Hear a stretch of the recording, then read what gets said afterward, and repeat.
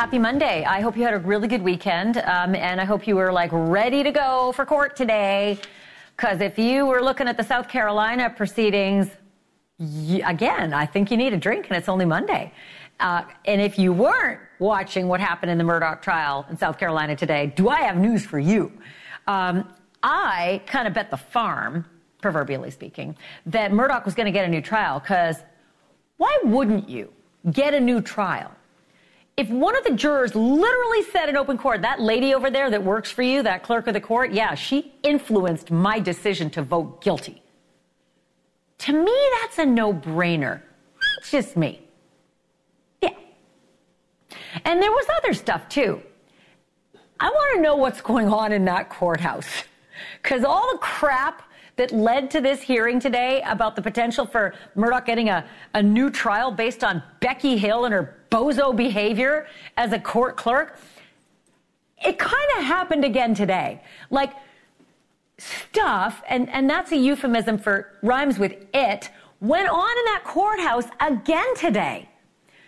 The jurors were all brought back. Thank you for your service. Come on back. I got some more questions for you. But you're all going to sit in the jury room, because I don't want you hearing each other being, questioned in the courtroom.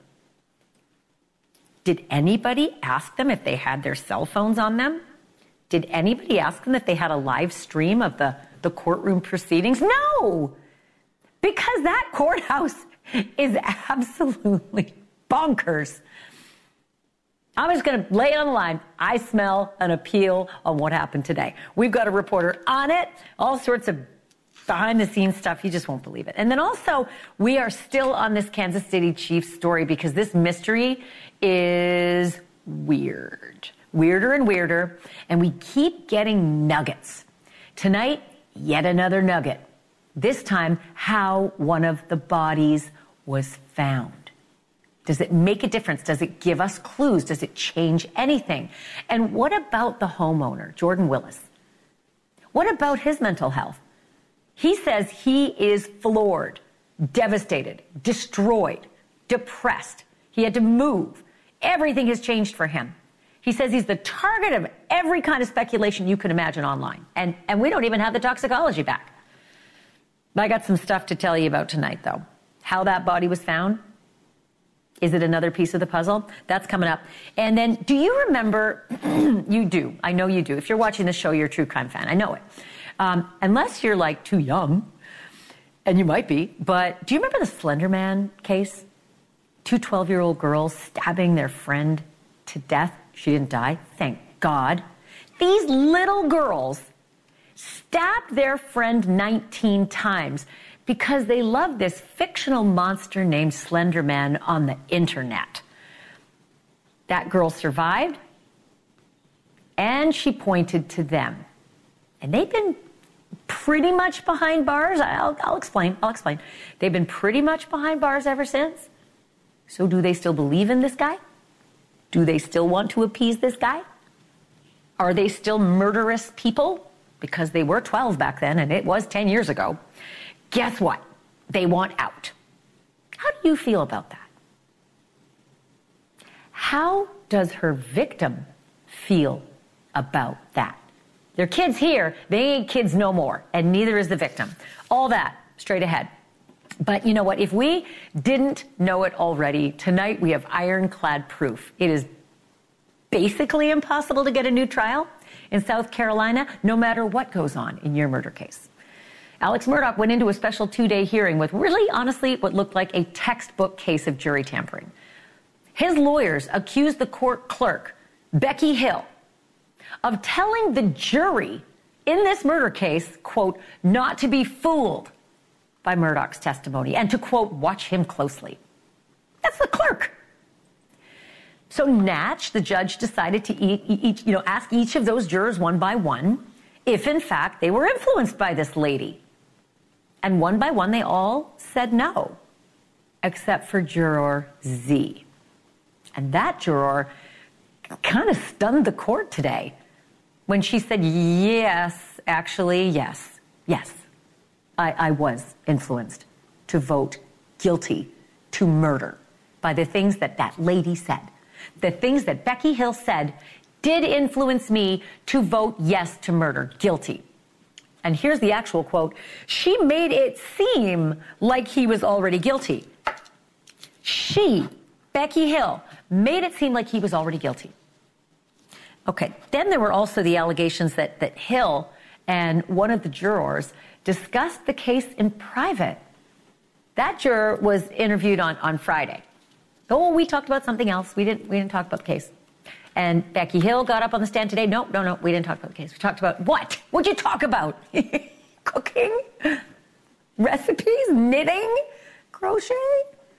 Surfing? Then there was, Becky Hill had a book, because you're the clerk, you know so much, self-published. She admitted in the book that she was rooting for a conviction. Under oath today in Columbia, though, she claimed that was just what she calls literary license. And I guess that's good enough. Good enough for the judge.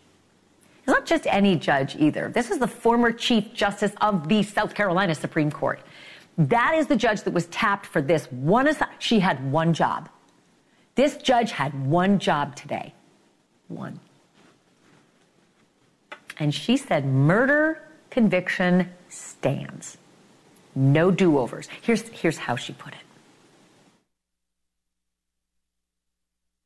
I simply do not believe that the authority of our South Carolina Supreme Court requires a new trial in a very lengthy trial such as this on the strength of some fleeting and foolish comments by a publicity-influenced clerk of court. Well, all right then. You said it. Gavel down. Everybody can go home. I told you that all 12 jurors were called in, right? Each one of them had to come in alone to the stand, one of them on Friday because of scheduling, and the rest of them today. But that juror Z, the one today who said, yeah, that Becky lady, she made me go guilty on this one. She also said something else. She admitted that she felt more pressure to convict Murdaugh from the other people on the jury panel more than she felt from Becky Hill. And the judge called her testimony ambivalent. Ambivalent. She said every one of them took an oath and took that oath seriously, and that feeling pressure from other jurors is normal. It is. But for what it's worth, and apparently it isn't worth very much, a total of 3 jurors on that panel testified that they, in fact, had heard Becky Hill commenting on Murdaugh when he was going to take the witness stand, and that his testimony was, quote, important or epic. But only one of them, Juror Z, said that it actually affected her vote. So the orange suit stays. South Carolina Department of Corrections, SCDC. He's going to be wearing that for a while longer. And honestly, he was going to wear it anyway, right? He was going to have that orange jumpsuit anyway because he pleaded guilty to all those money crimes. Decades and decades and decades behind bars for those. But he can still appeal the murder convictions for his wife and his son. NewsNation senior national correspondent Brian Enton covered it all. He and I were in a text storm today. I mean, a text storm. When you told me, Brian, the things that you told me, top of my head, popped off, I put it back on, did some hairspray, and said, you got to come on the show. What did it feel like in the courtroom? Because I was angry, and I wasn't even, feeling it all. Well, that juror that you played the soundbite from, she was one of the first ones this morning, and you said it, she said it outright. There were no ifs, ands, or buts. She said that she felt pressured by Clerk Becky, and that one of the reasons she had the guilty verdict, that she agreed on guilty, is because of Clerk Becky, which was jaw-dropping. And at the end of the day, also interesting, by the way, the judge gave a ruling at the end of the day. When does that ever happen? She took a 10-minute recess and came back and made her decision. We were expecting a written ruling. But you see the judge there. She tore Clerk Becky apart, Ashleigh. For the first 10 minutes of her speech that she gave at the end of the day, she basically said Clerk Becky's a liar. I think she lied on the stand today. All she cares about is money and fame, and she took advantage of the whole situation just for herself. So she's not a fan of Clerk Becky. But then at the end of all of that, she said, I don't think this all rises to the level of a new trial. I think it would have been guilty regardless. And she decided that Murdaugh wasn't going to get a new trial based on this. This is nuts. How about that whole business in the jury room where they're just, sitting back and watching the live stream of what's going on in the courtroom where they are not supposed to be because they are not supposed to hear what their fellow jurors are saying? Did anybody acknowledge that was now part of this mess? Did it factor in at all? Might it factor in maybe on an appeal of this decision? I think so, and it was crazy because the judge was trying to keep things moving along, and all of a sudden the bailiff walks up to the judge, and we're like, what's going on? And then the judge says, okay, we're going to take a break, goes into the back, comes out, looks extremely agitated, and says, I can't believe this, but the bailiff spotted the jurors in the jury room streaming the trial, which is obviously not supposed to be happening. She says the cell phones should have been taken away. They weren't taken away. And so then she had to call the jurors in and question them about that, where they admitted that it was up. Some of them were streaming it. Others were listening. This is clearly going to be part of a bigger appeal later. You think? I mean, what is wrong with that courthouse? What a series of, unfortunate clown shows, Okay, so thank you for having to bear all of that, and thank you for bringing it to us, Brian. I should reiterate that the judge did tell the jurors again and again that they had done nothing wrong. This was not their fault, and that the hearings were not about them. But when the tampering allegation came to light, some of them jurors did decide they needed a lawyer. And they got one. At least 5 of those jurors today were represented by a lawyer named Eric Bland. Sound familiar? You should remember that name because Eric Bland also represented several of Murdaugh's fraud victims. Chief among them, the sons of the housekeeper of the Murdaughs, the one that Murdaugh built their kids when she died. Murdaugh built her kids out of millions, right? She died on the job. So you can imagine there's no love lost between Alec Murdaugh and Eric Bland and Bland's financial clients. But what about his juror clients? They're supposed to be impartial towards Murdaugh. As a reminder, here is just a tiny little, amuse-bouche of the language that lawyer, Eric Bland, representing roughly half a dozen of those jurors today, the language that he has used in describing Murdaugh, the man they're actually being questioned about. This is what he has said for the past couple of years. It was just a complete betrayal of trust and betrayal of love that the Satterfields showed for the Murdaugh family. It's a disgrace, but there is a silver lining. We have recovered more than $7.5 million, Adrian. Wow. We got a confession of judgment against Alex for $4.3 million, and we can continue to pursue justice not only for the Satterfields, but we represent 6 other victims of Alex's theft and his misdeeds. What you don't see, though, is somebody like Alex Murdaugh, who checks the boxes for all criminal type of behavior, everything except we don't know about sexual crimes, but he has taken advantage of family. He has stolen from family, from friends, from law partners, from the vulnerable, from the exploited clients that he has stolen from. He is unlike any criminal our state has ever seen. It's really a lifetime of criminal activity that he had that culminated with those murders. Okay, that's the sanitized stuff, because he's been pretty colorful and flowery in his descriptions of Alec Murdaugh in other moments, shall we say. I want to bring in another lawyer that you might remember, Amy Zimmercheck. She represents Cousin Eddie, also known as Curtis Smith. That's Alec Murdaugh's longtime associate and accused co-conspirator. Good to have you back on the show, Amy. Just first of all, I'd like you to weigh in on what I just laid out. 5 of those jurors, at least, are represented by Eric Bland today. They're being questioned by the judge about, whether they were influenced in their guilty verdict. And the man that they're in judgment of is sitting right there, and it's a guy that Eric Bland has been slaying for a couple years now. Is there a conflict of interest here? I absolutely believe there is. We have over 17,000 members of the South Carolina Bar. We have over 13,000 that are practicing in this state. There is no reason why just a few lawyers should be involved in this entire case. It gives absolutely the appearance of impropriety, especially, like you said, when Eric has been very clear about how he feels about Alec, how he feels about Dick and Jim, and how he feels basically about defense attorneys in general. And I think that there's a problem when that person is now representing 5 at least of these jurors, who some of which, will admit that they heard Becky say something, some won't say anything. It's all very disheartening and very confusing.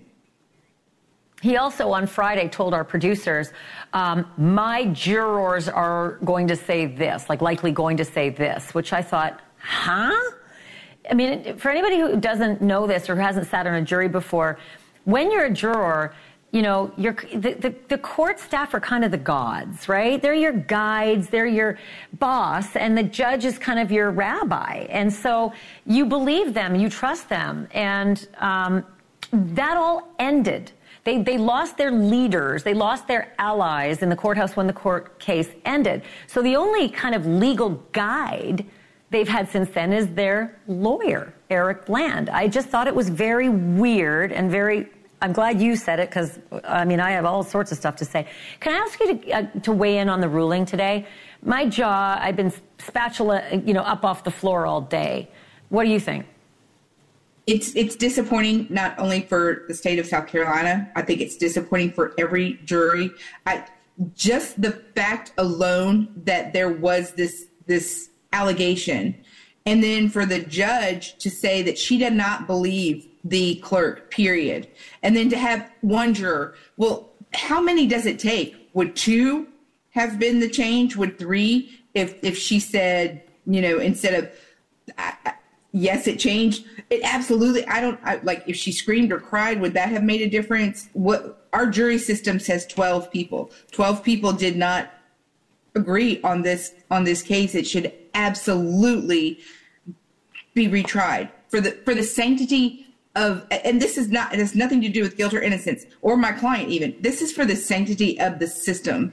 The fact that this could go on today in this state is not only a black eye for this state, but I think for justice in general in this country. It's terrifying. I'm with you. Doesn't matter what you think about Alec Murdaugh. It's not just for him. It's for all of us that we need to keep our justice system pristine. So these kinds of shenanigans, not welcome. Amy Zimmerchak, good to have you. I need to have you back so we can talk about Cousin Eddie, because that case is still cooking. Can you come back on the show? Absolutely, and thank you for having me.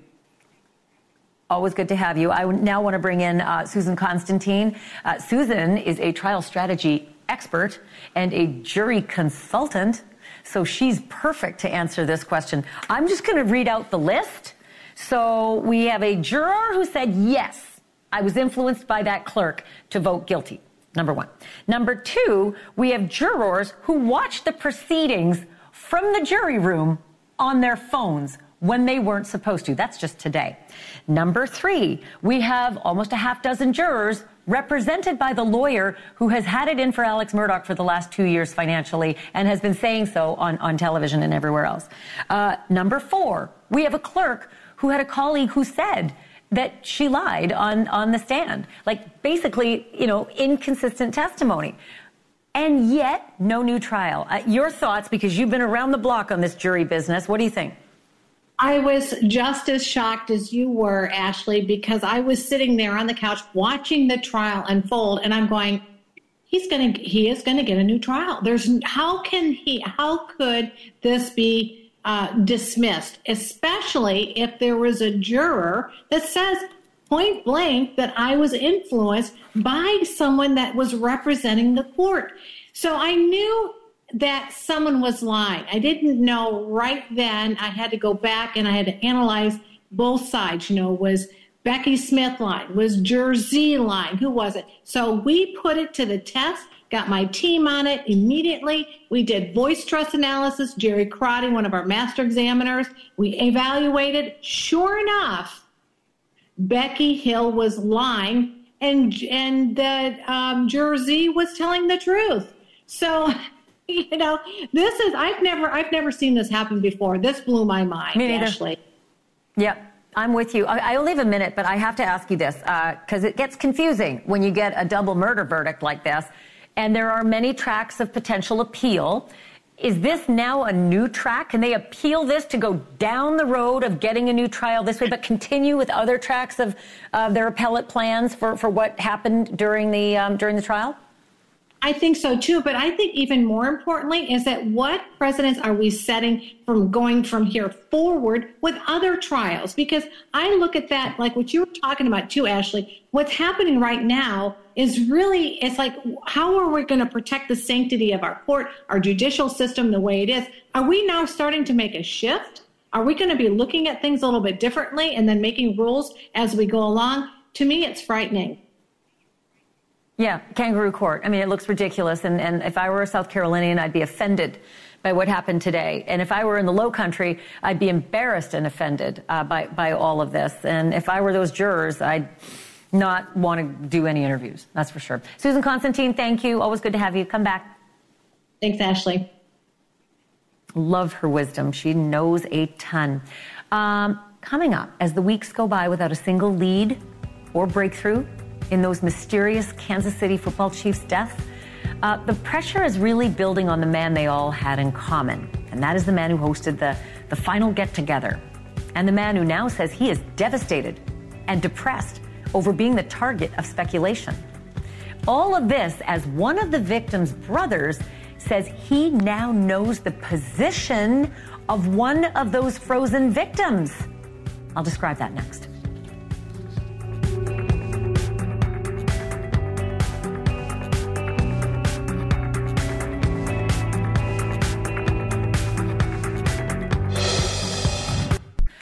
We really love ourselves a mystery, but we really hate unanswered questions. And I kind of feel like I'm speaking for all of us right now. For 3 weeks, the mystery of the 3 dead football fans in Kansas City has been nothing but unanswered questions, which is really tormenting the families of those dead men. And now, reportedly, it is ruining the life of a 4th man, the man who actually lives in the house where his longtime friends got together on January 7th and where they apparently died. Somewhere. But David Harrington, Ricky Johnson, and Clayton McGeeney were not found dead until January 9th, a full 2 days later. 1 victim was on the back porch, and 2 victims were in the backyard. This much we knew until tonight. But tonight, the brother of one of the victims said that David Harrington was, in fact, found frozen in a lawn chair on the back porch. Jonathan Price told Chris Cuomo tonight that while Harrington was in the lawn chair, his brother Ricky Johnson and the other victim, Clayton McGeeney, were reportedly lying out flat in the yard when they were found frozen. But again, they were found 2 days after Jordan Willis said they'd left his house right through the front door, very much alive, and he went to sleep. Willis says he has no idea what happened because, according to his lawyer, he spent much of the 48 hours that his friends were missing asleep on his couch. For their part, the police say there were no signs of foul play. And the case is, quote, 100% not being investigated as a homicide. Still, the victims' families are pointing fingers at Willis. And they're suggesting that the men saw something maybe in the house that they shouldn't have, or that Willis's career as a scientist somehow played a part in their deaths.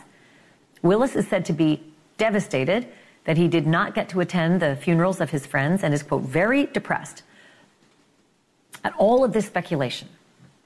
Jordan Willis's dad told the New York Post that his son would, quote, never in a million years do anything wrong. But with online threats and people driving by that house every day, Willis took leave from his job and found a new place to live. NewsNation's Alex Capriello joins me live now from Kansas City. So you've been learning a lot, not only just today, but just in the last few minutes, something about the night of the discovery. Somebody witnessed something. What have you found out? Yeah, what's interesting is we've been here all day, but when you do a lot of door knocking during the middle of the day, you don't get a lot of answered doors. People are at work. And so when we were out here setting up our live shot, we actually just had a neighbor approach us who lives right across from the house where this all went down, which is, of course, right here behind me. And he really filled in some gaps about what that night looked like when the investigators first got here. First and foremost, he said just by happenstance, he happened to be looking out the window at the time that Clayton McGeeney's fiancée actually came here to snoop around for herself. Remember, she was the one who actually discovered the bodies in the first place and called 911. So from this neighbor's firsthand eyewitness report, he says he watched her actually leave the backyard, this gate right here behind me, call 911, and he said shortly after that, this whole street was flooded with cops. Meanwhile, he's filming the whole thing from his cell phone, from his front window, looking out, just wondering what the heck could be happening right here in his neighborhood, right across from his street. We're working on getting that video to you so that way you can show your viewers.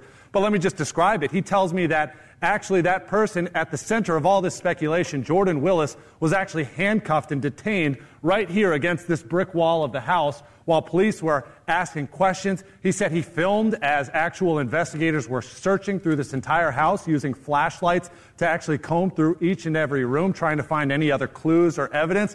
Eventually, he said Willis was let go out of that handcuffs. He was taken to a car, presumably questioned more. But this was a big mystery that entire night. Nobody knew what was going on, and it wasn't until the news report started filling in that next day that people started getting some answers. Of course, to your point, still more questions than we have actual answers, but at least we have a better idea of what that actual scene looked like that night. I know that you're getting that video, and that as soon as you get it, we'll try and get it on the air. But quickly, you were able to get an interview about the view out of Jordan Willis's kitchen, and there's a big sliding glass door. What'd you learn?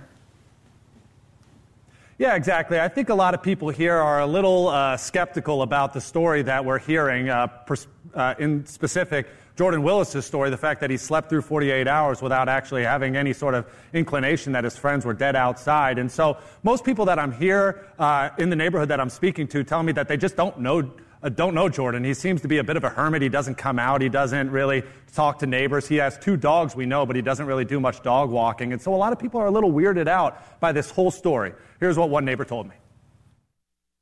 Willis did say that he didn't see his friends out, but he has a sliding glass door going right into his backyard, and it's in his kitchen, so, you have to see it. I don't know. I just feel like there's no way you didn't see your friends dead outside. So even if he didn't contribute to their deaths, it's a little weird. He may not be telling the whole truth. Right. I mean, people were calling him, people were knocking on the door, and he wasn't answering to anybody, so I just feel like that's odd that you wouldn't say anything. I think it's just a matter of time. I trust a lot of the people who are involved in investigating the case, and I'm just waiting for any answers as a community member. I think that's what we're all waiting for. And we do know now that Jordan Willis no longer lives here. This was a rental property that he lived in, but these neighbors tell me that they saw a U-Haul truck within about a week and then packing it all up and moving out. It's empty now. There is one light that stays up on the upper floor, but the neighbor here tells me that it's been on every single day since this incident happened. Break in to our coverage, Alex, when you get that video of Jordan Willis being cuffed that night, if you would. I know that's a lot of logistics, but if you can, certainly let us know. We're on the air for another 28 minutes. You got it. Thanks, Alex Capriello, doing that live coverage out there in real time. Appreciate it. Still to come, back in 2014, 10 years ago, 2 12-year-old girls decided to lure their friend into the woods and then stab her 19 times. And yet, somehow that young victim survived, crawled her way to safety and to rescue, and eventually helped convict these 2 young attackers. Kind of. Not really convict. Because while they're locked up, it was kind of not guilty. I'll explain in a minute, but those girls admitted what they did to their friend. And they said they did it to please Slender Man, that freakish character, like a monster character from the internet in the middle there. And now one of those girls says she wants to be released, and the other one does too. Should they be? Next.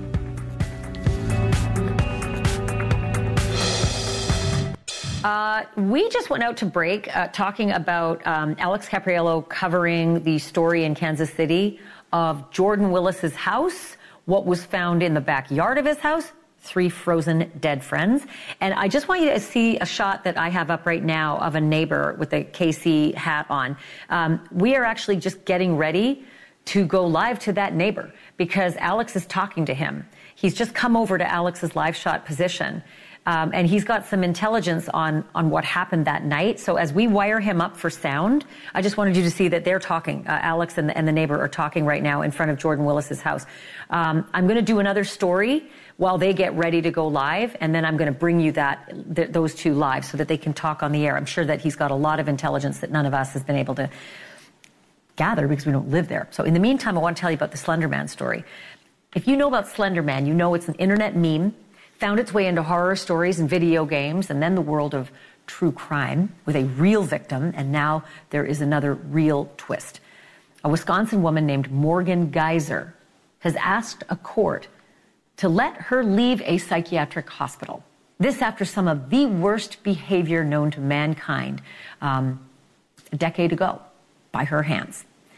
Back in 2014, Morgan Geyser and her friend Anissa Weir were both 12 years old, and at the time, they lured their friend into the woods after a slumber party, and they proceeded to plunge a knife into her 19 times. 12 years old. They stabbed their 12-year-old friend 19 times in the woods, and then they left her there. Her name was Peyton Lautner. I say is because she was left for dead, but somehow she did not die.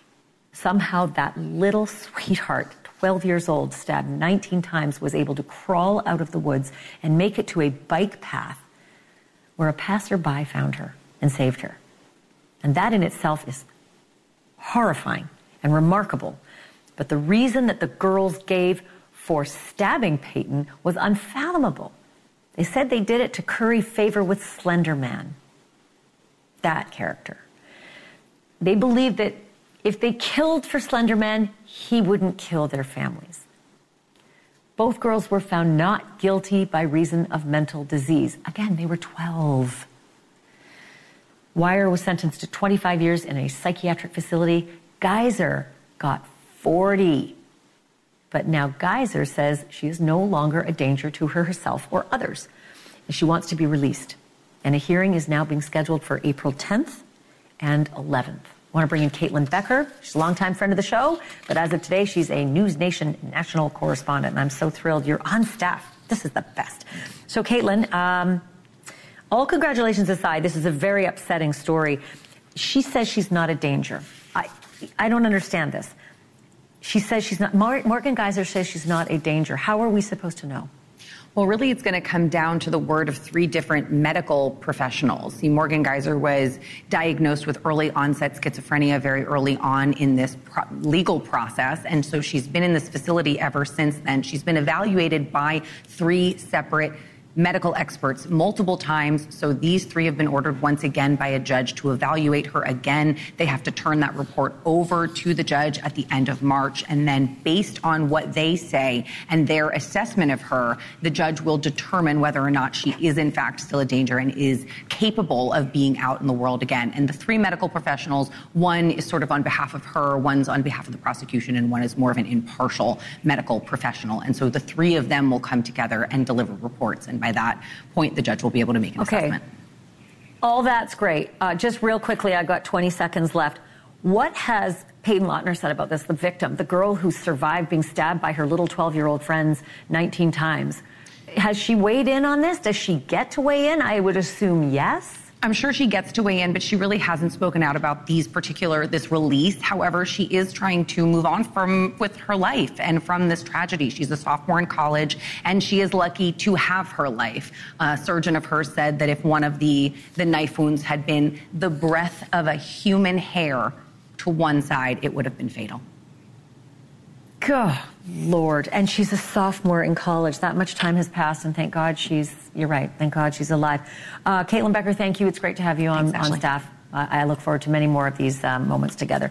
All right, I have some breaking news, so I have to zip off from Caitlin. I promised you we were going to bring you that interview with the neighbor who lives next to Jordan Willis in Kansas City, who saw some things the night that all of this went down with the 3 dead bodies in the backyard. And we also have his video of Jordan Willis being arrested, and all that's coming up right after the break.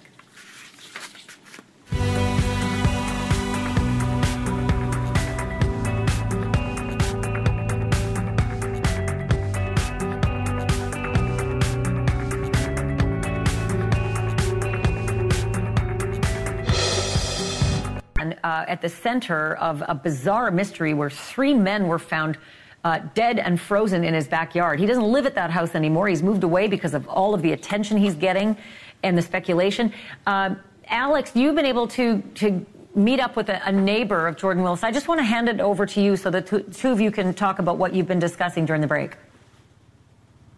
Yeah, absolutely. You remember I told you about Ashton Brady. He was the neighbor who lives right across from Jordan Willis, who just by happenstance looked out at the exact moment that 911 was being called. Ashton, we know now that was Clayton's fiancée that actually discovered those bodies, called 911 and alerted the authorities. Just walk me through what you saw in that moment. So basically, I was just going, turn off all my lights. I was getting ready for bed, locking the doors. I went to lock my front door, and I saw a woman come out of the backyard on her phone, and she looked distressed because she kept looking back towards the house, and I thought it was weird. But I just moved in, so I really didn't know much, and so I just went back to my room. 10 minutes later, I saw an ambulance drive by, and I said, well, that's just weird. Something's going on. Went to the front room, looked out, and I saw that there was already 3 cop cars, and there was a man detained, and the woman was talking to the other police. And basically, I kind of watched that conspire for an hour or two. The man eventually left. The police searched the house, went through the backyards and everything, and I had no idea what had happened. And the next morning, I saw the news that they had found 3 dead bodies, and I just was kind of in disbelief. I was like, wow, I watched that happen. Right, and actually we're looking at that video that you shot right there on the top left corner of your screen. So basically you're saying that's the video where you're actually looking out and you can see Jordan Willis being detained. That's probably within the first 5 to 10 minutes. I was like, oh my goodness, something serious is going on at least. So yeah. So your red flags were going off in that moment, but even before that, right? Because you saw some of these victims' cars that were right here parked in front of your house, and that also kind of alerted you, right? Because that was unusual. Yeah, we had just moved in, but that week we had never seen those cars there, and then all of a sudden that whole weekend there was cars parked right in front of our drive, and they never left. And they stayed there until the police came, and even after that we found out they were deceased. Yes, those cars never left. And obviously that was something that raised your suspicions at all. Tell me, I know you hadn't lived here for very long, right? But tell me at all about Jordan Willis, what you know about him. I mean, did you ever see him out and about? Was he friendly? Did he come by and talk to you ever? Honestly, I have never seen him out. I never saw him or talked to him, so I cannot speak for that, honestly. I do not know. How about the fact that just something that is so strange, this case in general is bizarre and we don't have many answers, but the fact of the matter is 3 men were outside for 2 days on this backyard, one sitting up in a chair, 2 laying down on their backs, frozen to death. I mean, how do you wrap your mind around all that information? It's a lot, honestly. I imagine it has something to do with a bad drug or something, but it's strange that how long it occurred for people for something to notice like that. If it happened on a Sunday, that's a long time, and I feel like something should have been said, I would imagine. Yeah, it's hard to say out loud because you don't have all the information, but the fact of the matter is 3 men are now dead. Does it feel like you're getting, or your community is getting, the answers it deserves right now? That seems to be the big issue that the families have, is it just doesn't feel like they're getting closure because they're not getting answers. Yeah, I feel for the families and that they just want to know what really happened. And I feel like if we need to know, we need to know. I'm sure answers are going to come out, but I know a lot of people are wondering what happened around here, that's for sure. What is the talk of the town? How are people talking about it still? Because no doubt about it, the whole world is looking at this case and talking about it. So how do you and your friends talk about it, process it, work through this whole story? We just kind of sit down and talk about it. Sometimes we'll be talking about like what could have really happened. Like how do your 3 buddies, just you not notice them for 2 days outside in the backyard? So it's really strange for me and all of our friends. It's really hard for me to say, but I feel like it had to have been just maybe an accident. I don't know. It needs more investigation, though, I think. Ashton, hang tight. I think Ashleigh Banfield has a question. Go ahead, Ashleigh. I do. I don't think he can hear me with an IFB, but if he can't, pass this question on. Can you ask Ashton if he saw the bodies coming out of the house? Because we learned tonight on Chris Cuomo that the father of one of the men knew that one of the men was died or frozen in a position in a lawn chair on the back porch. And I wondered if he saw gurneys come out with 3 bodies, or if he saw something unusual in the position of the bodies that were brought out of the house. Sure. We want to know what you saw beyond those initial things that you've shared already, in specific about the bodies coming out of this house. Were you still awake at that time? Did you witness gurneys or medical examiners actually coming out with these bodies or taking them out? So I actually did not. After that, everyone kind of cleared out, so I didn't know what had happened, so I just went to bed. I thought it was just a misunderstanding or something between a wife and a husband, but that wasn't it at all. So I went to sleep, went to work the next day, and when I was at work, I got an email or a message from a friend, sending me the picture of the article about the dead people, and I was like, oh my goodness. So I honestly did not see an ambulance actually gurney anyone out or anything like that.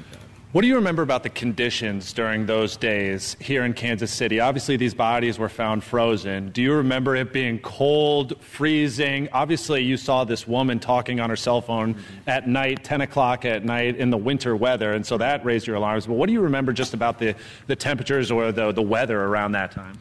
It was cold. It was really cold. I'd gone hunting that Sunday, and we hunted a pond, and we actually had to put pretty much an ice prop in there to make the pond open. So, I mean, if that tells you anything, you could walk on the ice. That's how thick it was. So, I mean, it was definitely below freezing and not temperatures you want to just be outside hanging out in with no clothes. Yeah, enough to raise red flags. Ashton, thank you very much for sharing that insight with us. Problem. It really helps us understand a little bit more about that exact night and what investigators were going through.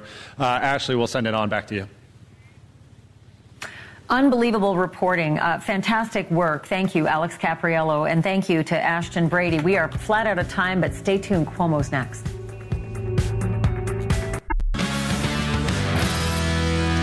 Hey, everybody. I'm Chris Cuomo. It's Monday. We're live. So what do you say? Let's get after it. So Iran's proxies attacking us all over the Middle East have been for months. Eventually, they were going to kill some of our troops. And now they have. 3 U.S. troops killed in Jordan by a drone. Ignore these stories about how, well, here's what happened. Turns out we